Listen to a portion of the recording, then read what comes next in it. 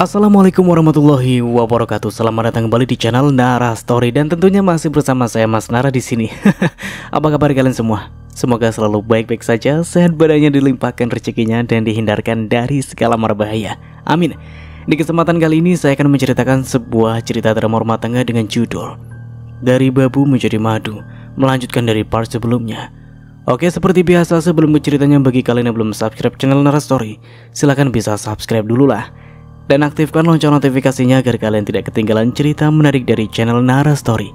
Dan jangan lupa juga untuk share and like, tentunya agar Mas Nara lebih semangat lagi untuk menghibur kalian. Oke, kalau sudah, terima kasih, and so just try keep up with me.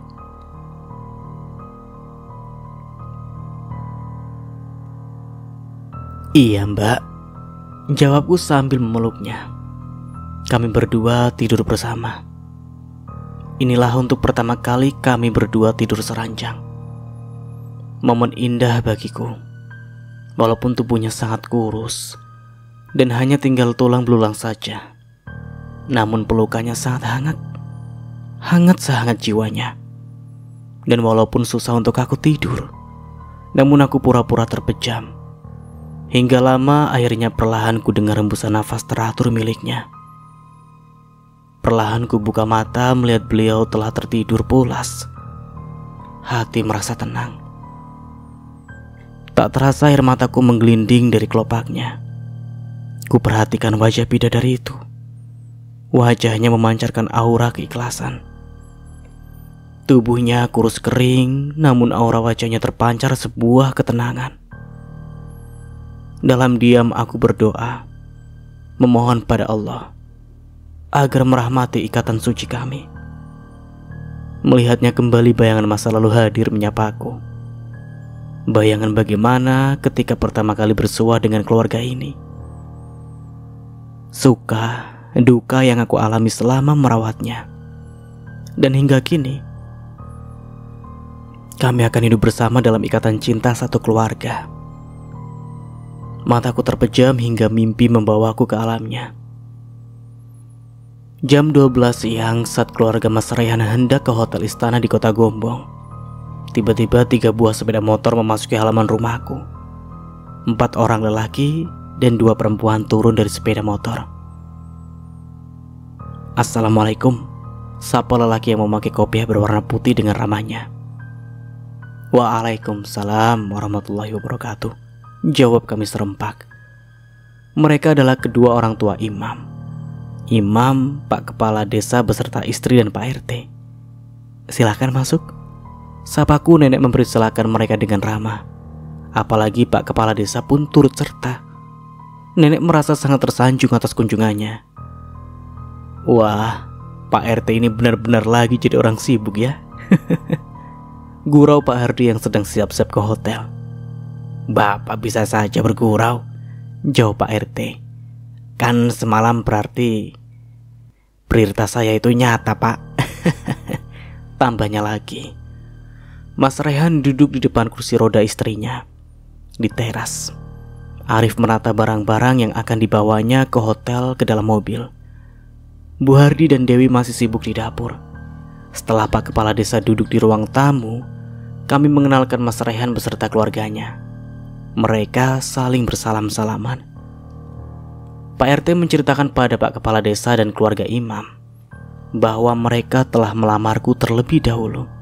Semalam telah ditentukan tanggal pernikahannya, yaitu Kamis malam Jumat minggu ini.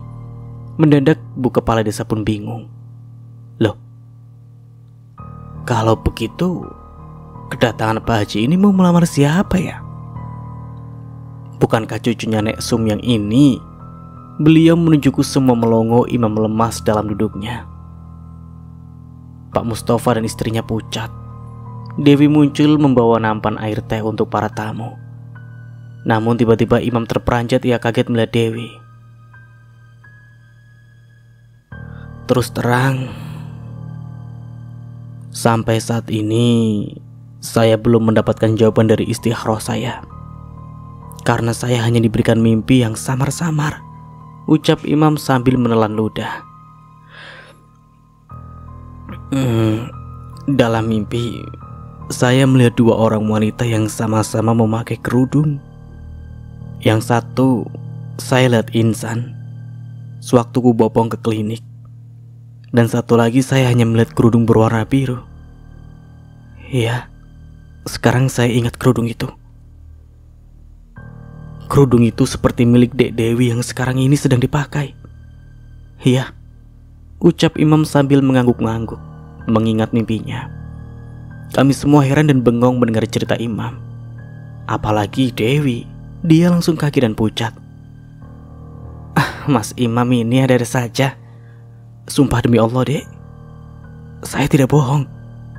Saya benar-benar melihat kerudung biru ini sama persis dalam mimpiku akhir-akhir ini, jawab Imam penuh semangat. Wah, Nek Zum ini memang beruntung ya. Cucu-cucunya memang cantik seperti pinang dibelah dua. Kalau saja keduanya belum ada yang melamar, malah saya akan melamar buat anak saya juga, gurau Bu Lurah. Lah, kita belum haji kok Bu. Apa nanti diterima sama Nek Zum? Saut suaminya pula. Bapak ini bisa saja bergurau, ucapku. Saat Dewi hendak melangkah ke belakang, tiba-tiba Pak Haji Mustafa memanggilnya. Nak Dewi, mari ke sini. Temani kami duduk sebentar, ucap Pak Mustafa. Dewi pun duduk di sebelahku. Ia panik, tangannya nakal mencubit-cubit lenganku dari belakang. Semua mata menyorot kami berdua, termasuk Imam dan Mas Raihan. Kami berdua jadi serba salah. Usia anak Dewi sekarang sudah berapa tahun, Nek? Tanya Bu Mustafa. Sudah 18 tahun, Nak. Seingatku dulu, sewaktu anakku mengandung Dewi, Nak Mus juga sedang mengandung adiknya Imam ya. Wong kalian itu sama-sama sekolah, sama-sama pacaran, sama-sama nikah, sama-sama punya anak. Kayak balapan saja sama anakku, ibunya kedua cucuku ini, jawab nenek pada ibu Imam. Iya Nek Sum, dulu kami selalu sama-sama. Tapi sayang dia pergi duluan. Padahal waktu itu Insan dan Dewi masih kecil ya Nek, ucap Bu Mustafa. Ada perasaan nelangsa sewaktu mereka membincangkan kepergian ibu kami. Allah telah pun menetapkan usia manusia. Tak seorang pun tahu kapan ia akan kembali kepadanya.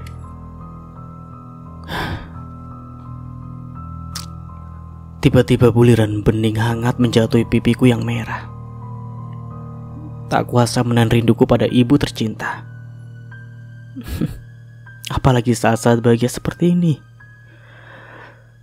Seorang ibu sangatlah diperlukan sebagai tempat mengadu dan bermusyawarah. Loh, Nak Insan kok menangis? Aduh, ibu minta maaf ya, sudah mengusik perasaan rindumu pada ibu. Sabar ya Nak, ucapnya. Aku tak mau berkata apa-apa, hanya mengangguk pelan. Ya sudah, kita nggak usah membahas masalah inilah. Nanti bikin orang pada nangis. Wong kedatangan kita ini mau senang-senang kok. Iya nggak Pak Lurah? Ucap Pak Haji Mustafa pada kami semua. Betul Pak. Sekarang kita kembalikan masalah ini pada Imam. Apa rencana selanjutnya? Ucap Pak Lurah. Pemuda itu tertunduk lesu. Mungkin dia takut Dewi hanya menganggap mimpinya itu ucapan kosong belaka. Bagaimana Nak? Kau diam? Kembali ayahnya mengingatkan. Dengan keberanian Imam lalu berbisik ke telinga Pak Lurah, hingga beliau manggut-manggut sambil mengelus-ngelus dagunya yang tidak ditumin rambut.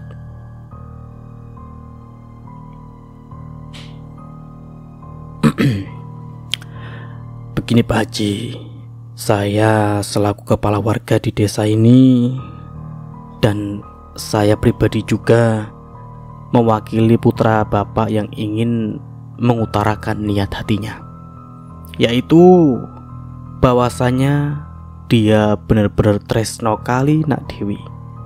Dan jika Nak Dewi tak keberatan, dia ingin melamarnya. Ucap Pak Lurah. Mendengar itu Dewi kaget bukan kepalang. Mukanya pucat pasi, keringat bercucuran langsung dari sekujur tubuhnya. Ia tak menduga sama sekali akan kejutan ini.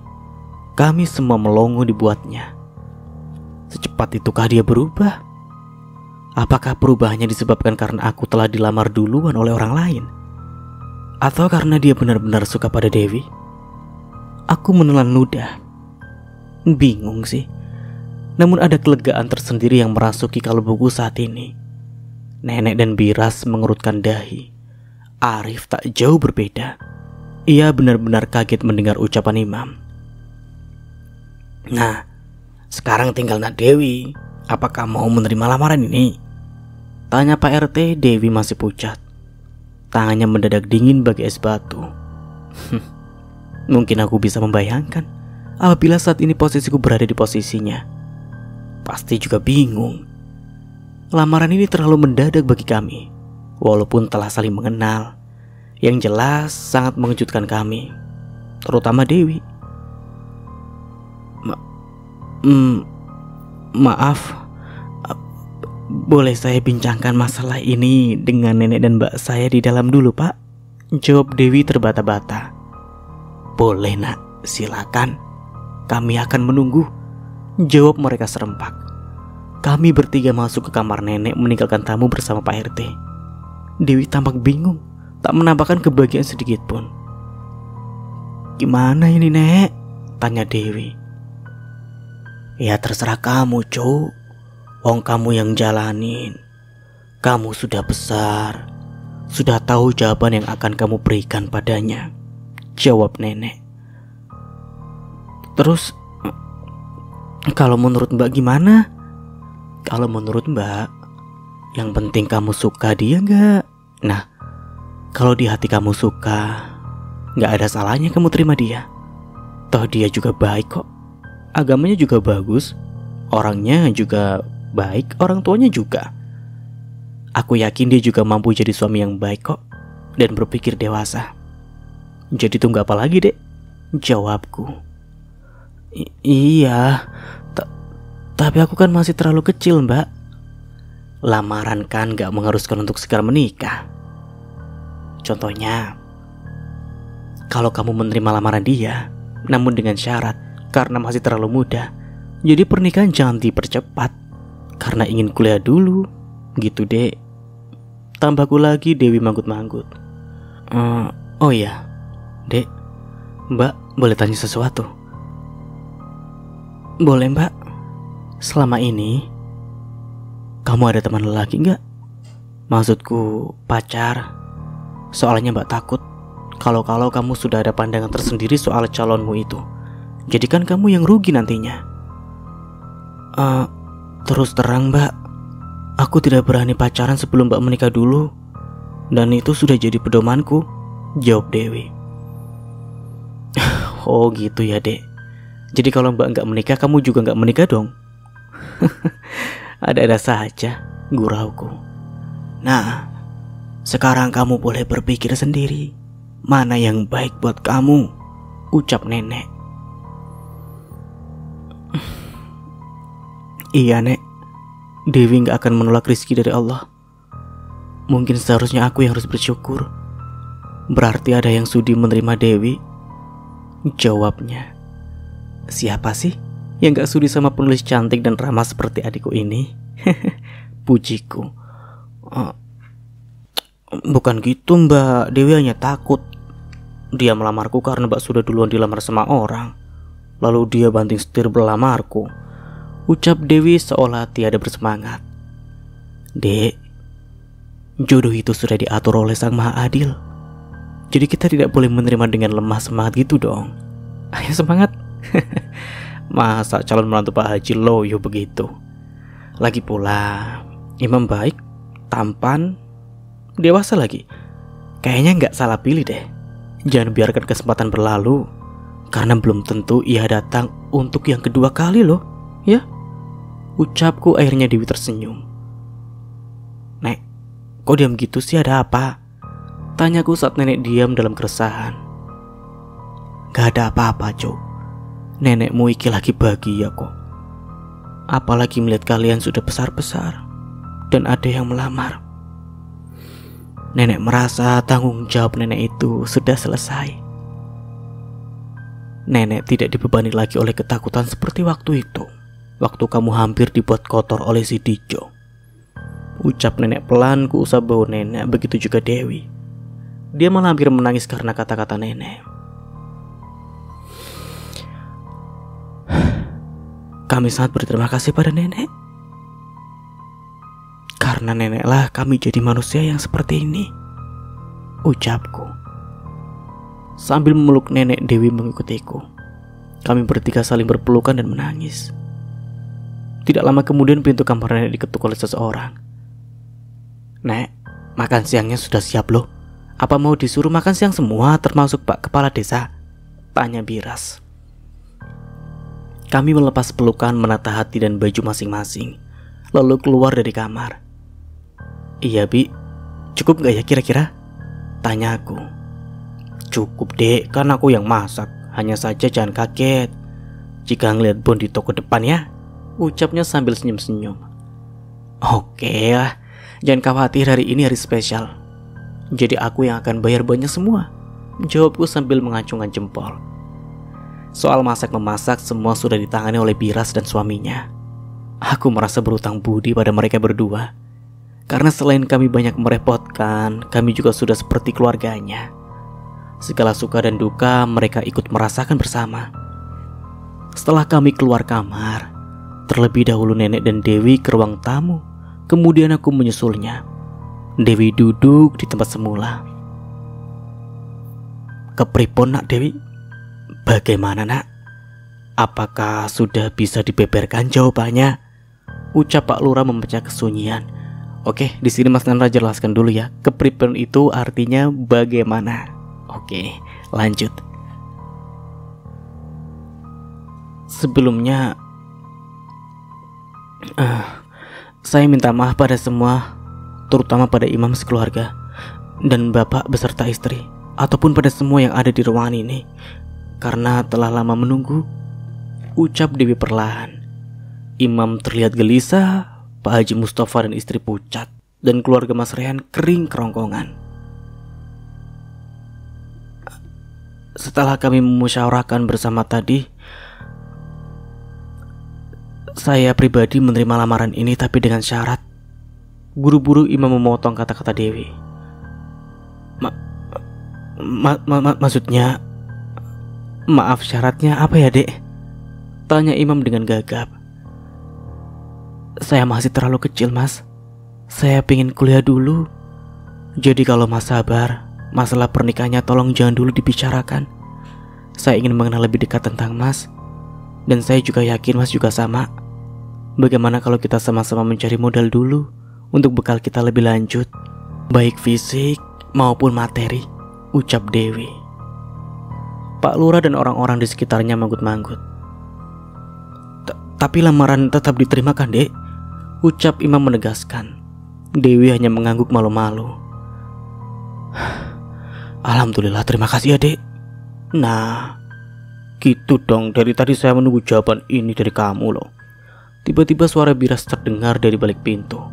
Lalu dia keluar dan ikut nimbrung di ruang tamu. Kalau gini kan aku nanti bisa makan semangka gratis, iya kan Bu Haji? Tambahnya lagi kami semua tertawa mendengar gurauannya.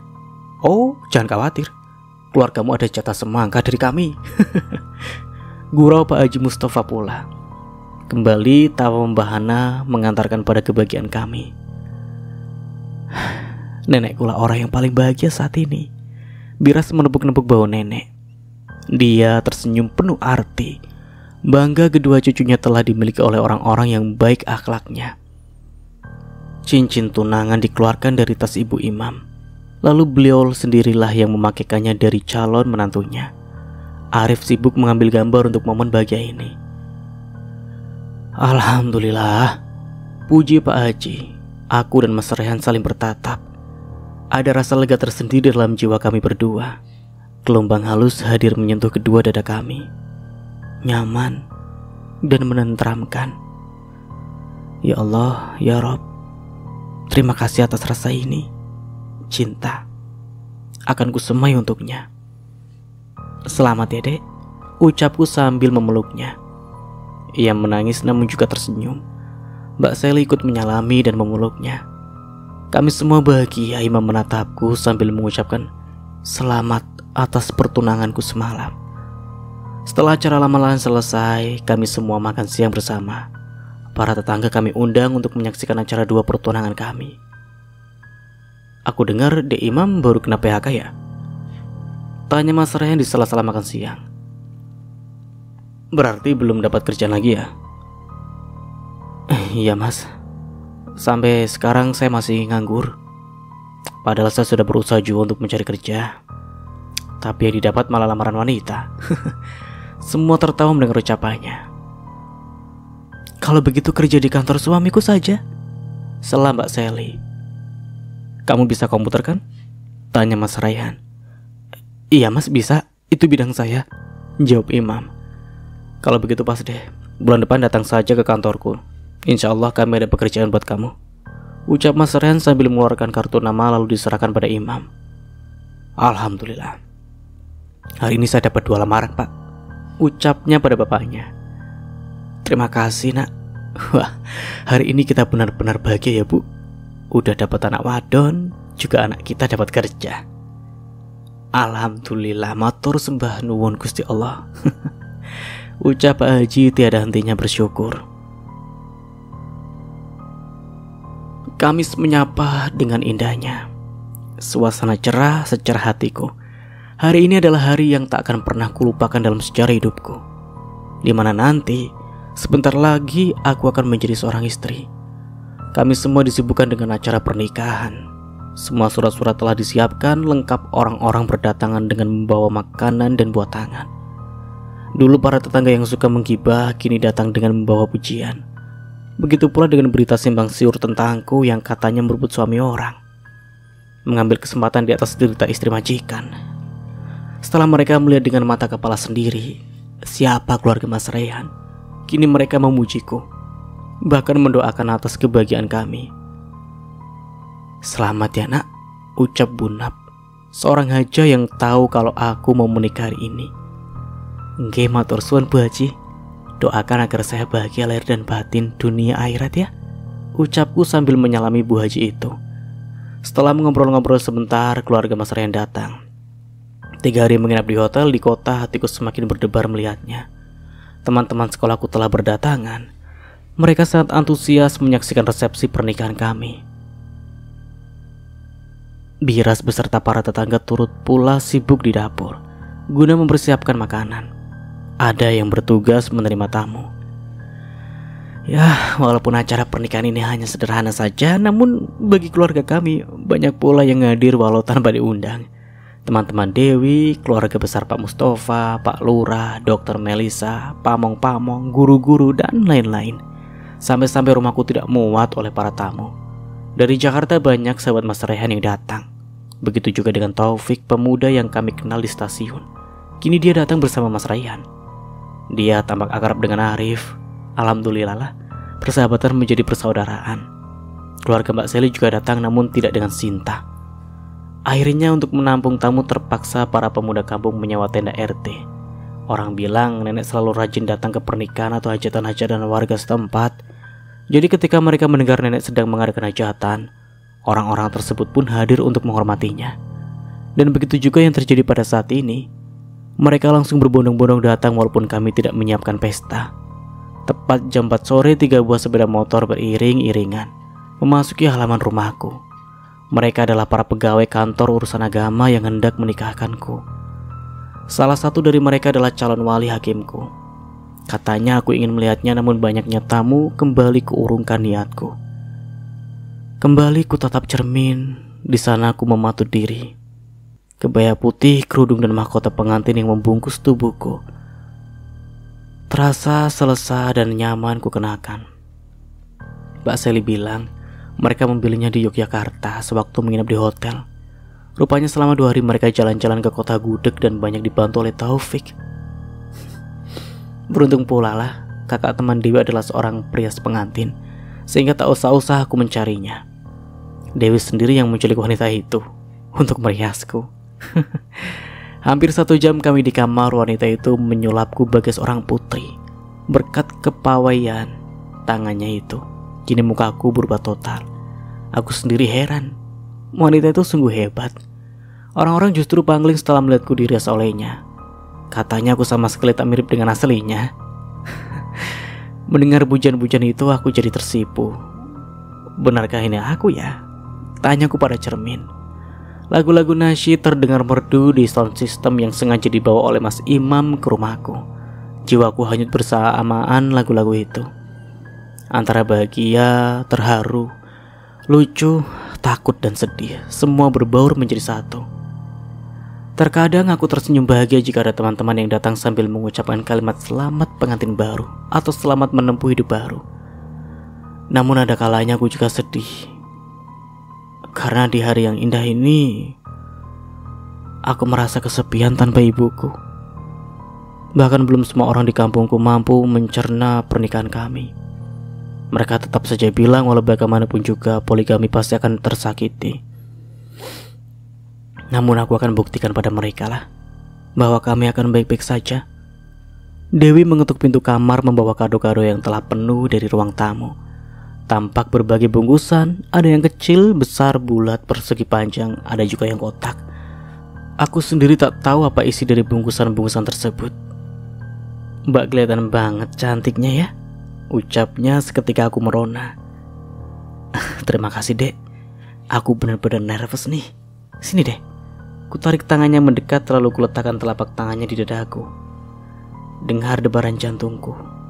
Aku takut tapi bahagia, senang tapi juga sedih. Entahlah, aku tak tahu. Ucapku. Dewi tersenyum bahagia. Mbak jangan sedih. Pokoknya aku selalu menyokong apapun pilihanmu. Toh orang-orang juga tahu kok. Semua ini bukan keinginan Mbak, tapi Mbak lah yang membahagiakan mereka. Dengan pilihan ini, ya percayalah, jika Mbak ikhlas, Allah pasti akan mengaruniakan kebahagiaan. Kembali kami berpelukan. Bu Hardi datang menanyakan persiapanku. Mbak Sally dan ibunya sedang berbincang, mereka tampak bahagia. Arif dan Tika saling sibuk memegang kamera. Tampak Taufik mencuri-curi pandang ke arah Tika. Ketika mereka bertiga ngobrol, Dewi sibuk. Iya, sibuk mempersilahkan para tamu yang datang. Pak Surya, Mas Rehan dan Pak Hardi duduk menemani Pak Penghulu. Para pemuda duduk dengan Mas Imam. Semua tampak sibuk. Hanya nenek yang duduk di ruang tamu sambil berbincang dengan Bu Tina, pemilik warung bakso Soto yang pernah kami singgahi dulu. Soto kali ya? Iya, soto maksud saya. Wanita itu datang bersama teman Dewi, calon menantunya. Tampak keceriaan di wajahnya. Di balik kaca riben, kembali kuperhatikan orang-orang sibuk dengan pekerjaannya masing-masing. Mereka dengan semangat gotong royong mengerjakan pekerjaan itu. Ada yang membawakan minum buat tamu, ada yang sedang bercanda, ada yang sedang bersalaman, menerima kado dan lain-lain. Mereka tampak cantik-cantik. Baju dan sandal mereka rapi-rapi. Itulah tradisi kampung. Mereka akan memakai baju dan sepatu yang cantik atau rapi untuk hajatan atau hari raya semata. Jika hari-hari biasa mereka hanya memakai pakaian ala kadarnya. Sudah siap belum nak? Sapa Bu Hardi mengagetkanku. Iya Bu, sudah siap, jawabku tergagap. Ya sudah, masuk kamar dulu. Sebentar lagi ada acara jemput pengantin di kamar. Ya. Aku menuruti ucapan calon mertuaku itu. Masuk kamar dan duduklah manis. Tak lama kemudian Nenek Biras, Dewi, Bu Lurah dan teman-teman sekolahku beriringan memasuki kamar. Mereka menjemputku keluar. Ada rasa haru yang selalu mengombang-ambingkan dadaku. Sorot mata-mata menatap ke arahku sambil melemparkan pujian cantik. Sebelum keluar, Dewi mengenakan kain jarang yang mirip seperti kain kasa di mukaku. Lalu bersama nenek, mereka menuntun kedua tanganku. Biras dan teman-teman mengangkat ekor di gaun kebayaku yang sedikit panjang. Sekilas aku bagai putri duyung yang akan melawat singgasana raja. Mereka menggiringku dari belakang keluar kamar. Arif dan Tika tak ada hentinya mengarahkan blis kameranya kepadaku, sehingga terkadang aku merasa kaku untuk tersenyum. Subhanallah, hanya itu yang selalu terkeluar dari bibirku. Ibu pasti bahagia jika beliau ada di sisi kita. Ya Mbak, bisiknya kembali dadaku bergelombang mengingatnya. Iya Dek, Mbak yakin beliau di sana ikut bahagia menyaksikan hari indah ini? Jawabku setelah sampai di luar mobil Fitara dibuka. Aku memasukinya. Di sebelahku terlihat Mbak Sally yang telah duluan duduk di jok tengah. 5 buah mobil beriringan keluar halaman menuju ke masjid.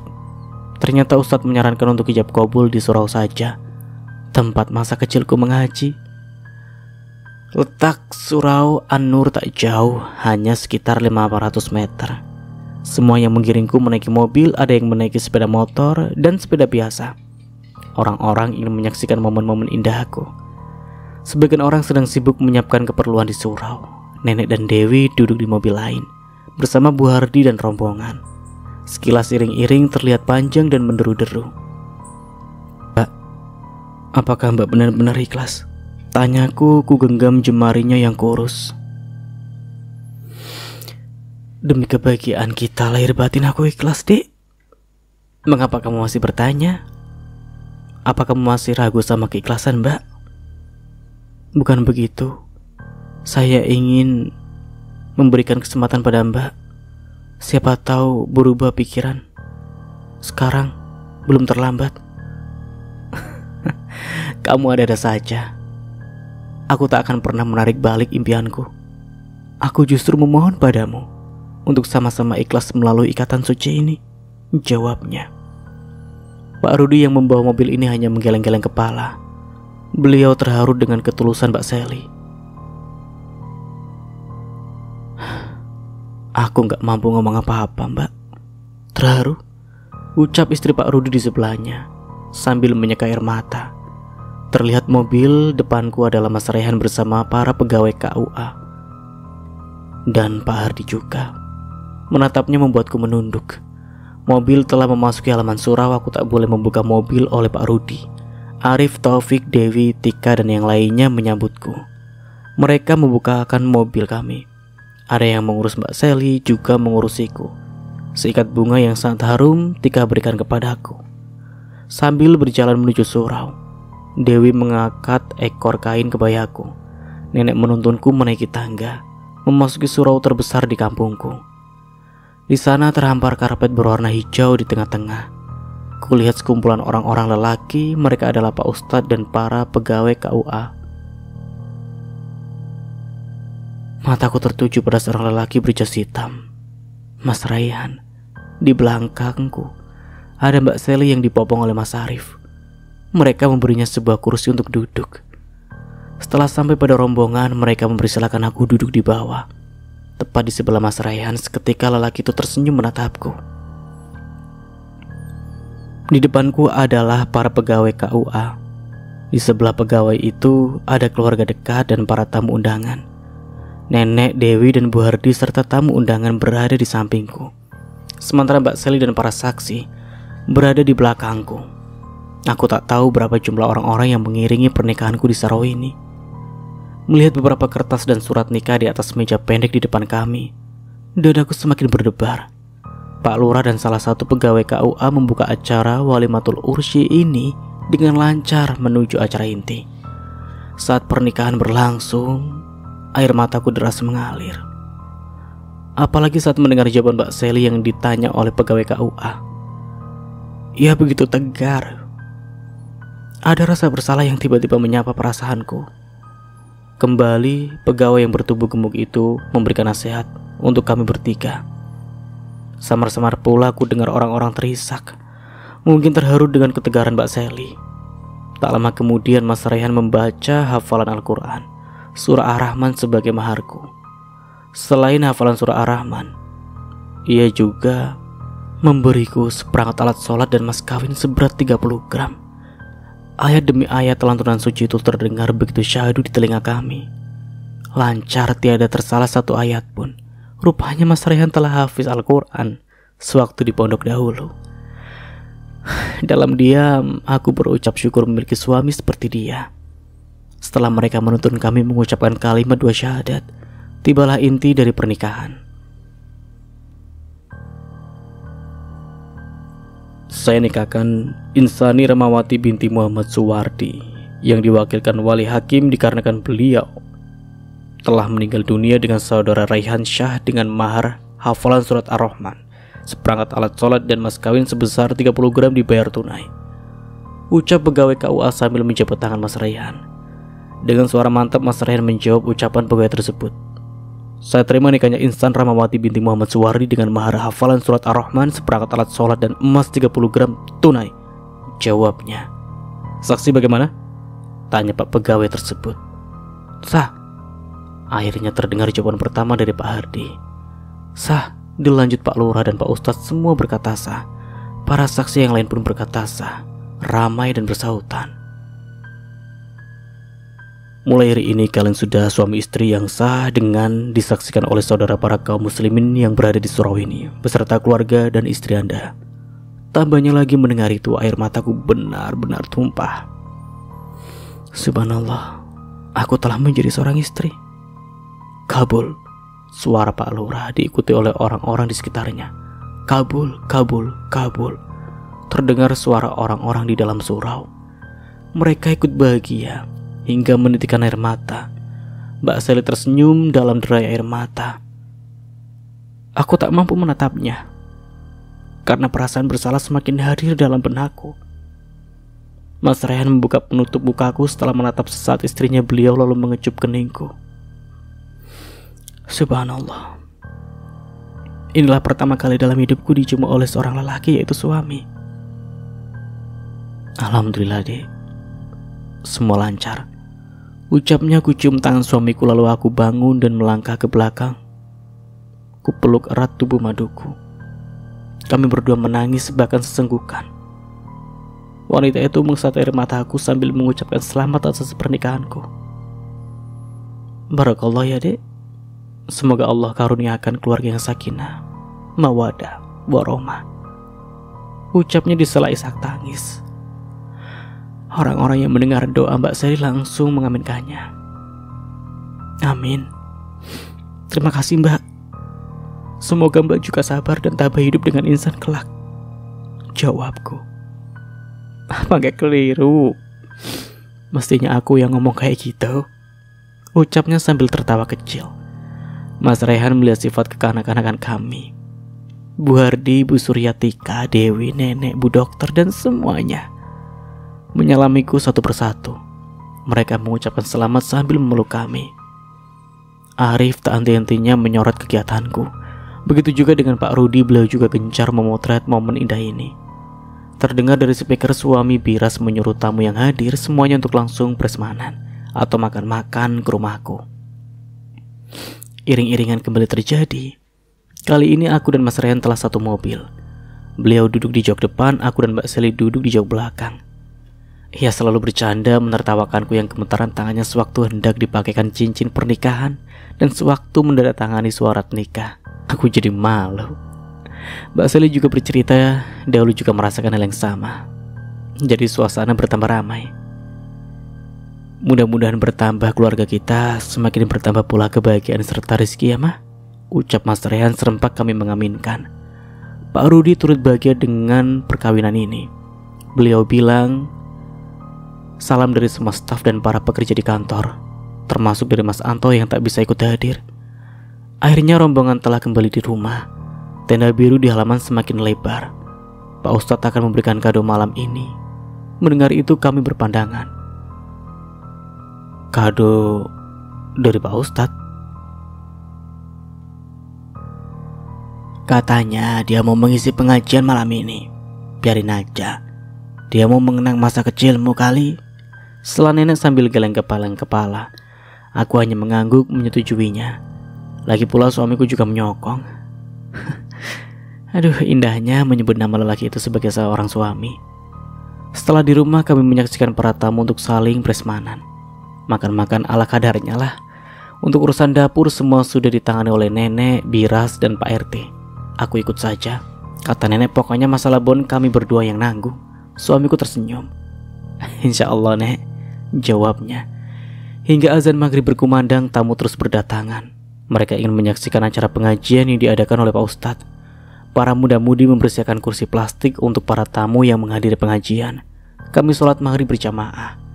Padahal sebelumnya kami tak merencanakan apa-apa, hanya menikah secara sederhana di KUA yang pastinya asal resmi menjadi suami istri, namun sungguh di luar dugaan. Semua jadi meriah dan istimewa. Bukan hanya sahabat-sahabatku, para warga kampung, namun juga sahabat suamiku yang dari Jakarta.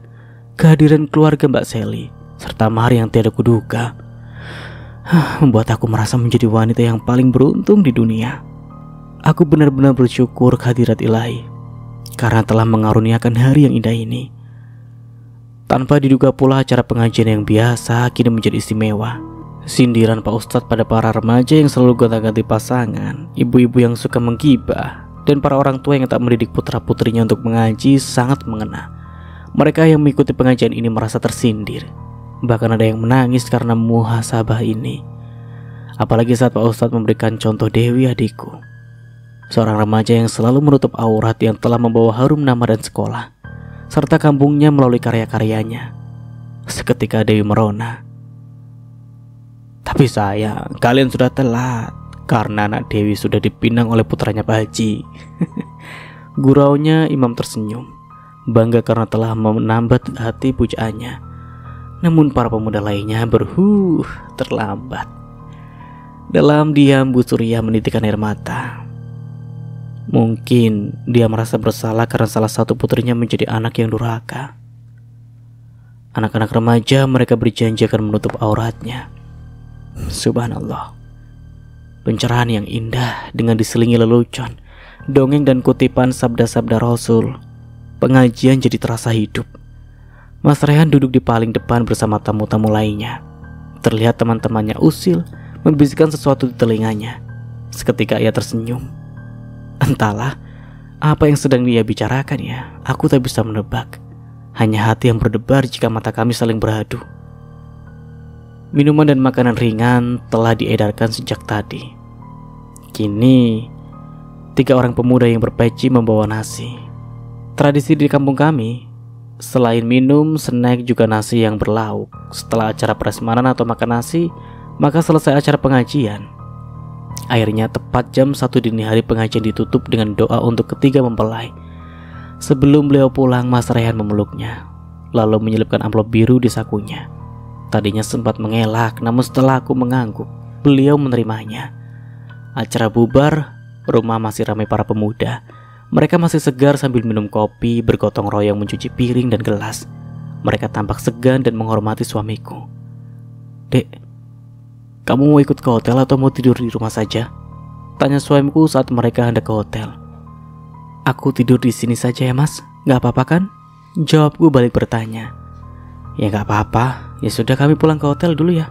Besok kemari lagi. Kamu hati-hati ya," jawabnya. Mobil-mobil tamu yang dari Jakarta kembali beriring-iringan meninggalkan halaman. Mbak Sally tampak lelah saat mobil hendak berjalan.